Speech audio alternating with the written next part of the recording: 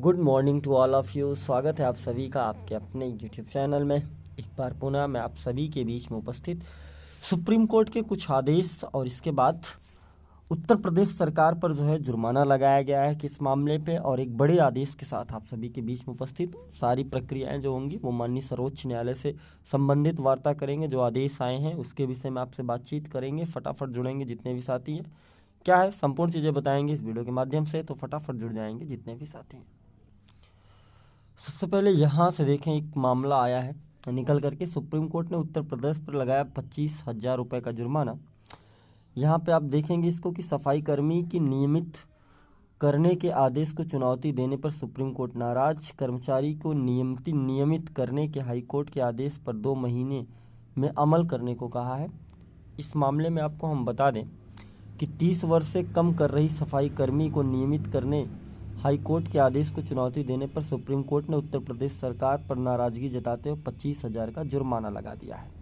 Supreme court ने कहा कि ऐसी फालतू याचिकाएं दाखिल करने पर सरकार पर जुर्माना लगाया जाता है। अदालत ने यूपी को 4 सप्ताह में जुर्माने की रकम सफाई कर्मी को देने का निर्देश दिया है। साथ ही 2 महीने में नियमित करने के आदेश पर अमल करने को कहा है।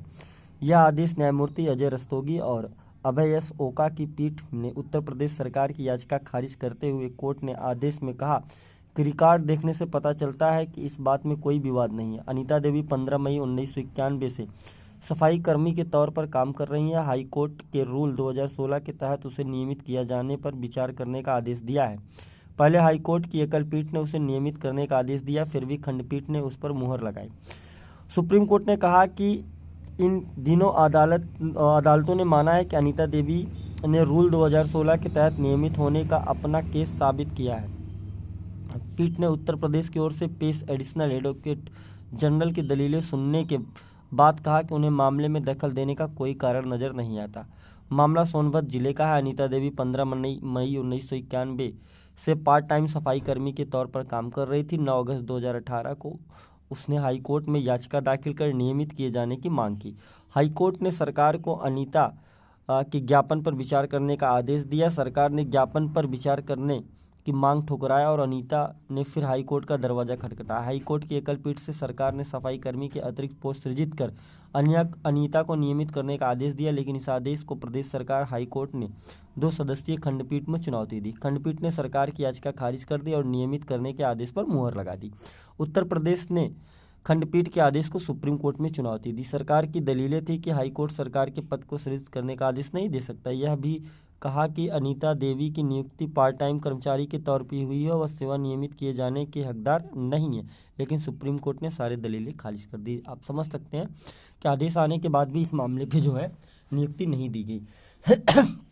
एक और भी कुछ मामले हैं जिसमें हम आपसे सुप्रीम कोर्ट से जुड़ी एक खबर और आपके बीच में मैं रख रहा हूँ। न्यायाधीशों के रिक्त पदों को भरने की ज़रूरत है, और यहाँ से देखिए, प्रदेश के प्रधान न्यायाधीश एन वी रमण ने शनिवार को देश के आधारभूत न्यायिक ढांचे के बुनियादी न्यूनतम मानकों की कमी पर अफसोस जताते हुए साथ ही उच्च न्यायालयों में न केवल न्यायाधीशों के रिक्त पदों को भरने बल्कि इनकी संख्या बढ़ाने की ज़रूरत पर भी जोर दिया है। उनका कहना है कि इस समय माननीय जज साहब के कम होने के कारण जो है बहुत सारे केस जो है पेंडिंग है, तो सुप्रीम कोर्ट में जजों की संख्याओं को जो है बढ़ाया जाए, ऐसा दरख्वास्त किया है। एक और इस आदेश को आप देखें, ये बड़ा अच्छा आदेश एक प्राप्त हो रहा है। कोर्ट ने कहा कि भर्ती प्रक्रिया अनिश्चितकालीन नहीं चल सकती, जारी भर्ती प्रक्रिया को चुनौती नहीं दे सकते। सुप्रीम कोर्ट का एक और बड़ा आदेश आया है, ये इस पे आप इस चीज़ को देखिए। सुप्रीम कोर्ट ने कहा कि भर्ती प्रक्रिया में एक उम्मीदवार को किसी भी चरण में शिकायत निवारण के लिए अदालत जाने की अनुमति नहीं दी जा सकती, भले ही शिकायत वास्तविक की ना हो। कोर्ट ने कहा कि भर्ती प्रक्रिया बंद हो गई क्योंकि यह अनिश्चितकालीन तक नहीं चल सकती। शीर्ष अदालत ने यह टिप्पणी एक व्यक्ति की अपील की सुनवाई के दौरान की जिसने 1999 में उप सहायक अभियंता के पद के लिए आवेदन किया था। अपीलकर्ता ने मेडिकल फिटनेस जांच पास कर लिया था, लेकिन उसकी नियुक्ति नहीं हो सकती थी क्योंकि पुलिस सत्यापन रिपोर्ट नहीं आई थी। याचिकाकर्ता ने दावा किया था उसने 7 साल तक नियुक्ति पत्र का इंतजार किया, उसके बाद ही राज्य प्रशासनिक न्यायाधिकरण का दरवाजा खटखटाया था। वहां से राहत न मिलने पर कलकत्ता हाई कोर्ट का रुख किया था, लेकिन वहां से याचिका खारिज कर दी गई थी।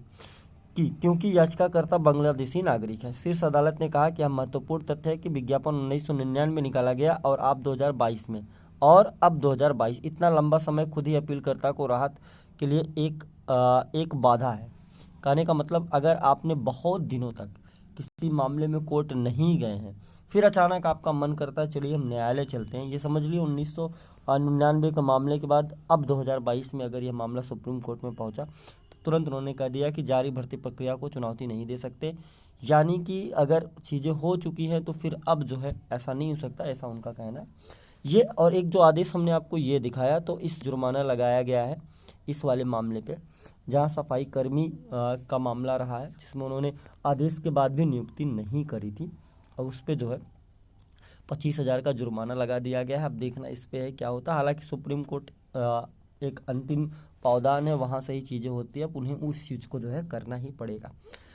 हम दोपहर में बात करेंगे उत्तर कुंजी प्रकरण पे, और आप सभी से उम्मीद करेंगे 69,000 प्रकरण से संबंधित सवाल जवाब जो भी आपके होंगे वो हम दोपहर में आपसे बातचीत करेंगे, क्योंकि आज संडे भी है, तो उस विषय में जो है चर्चा होगी, बातचीत होगी।